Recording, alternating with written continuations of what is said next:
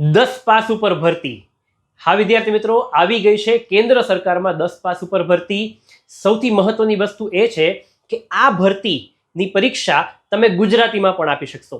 કેન્દ્ર સરકારની ભરતી એટલે કે એસએસસી દ્વારા લેવાતી, સ્ટાફ સિલેક્શન કમિશન દ્વારા લેવાતી જીડીની જે પરીક્ષા છે એ ભરતી બહાર પડી ગઈ છે। આ ભરતીની તમને જે છે કંઈક ટૂંકમાં માહિતી આપી દઉં તો આ ભરતીના ફોર્મ ભરાશે 1 ડિસેમ્બરથી લઈ અને 31 ડિસેમ્બર સુધી।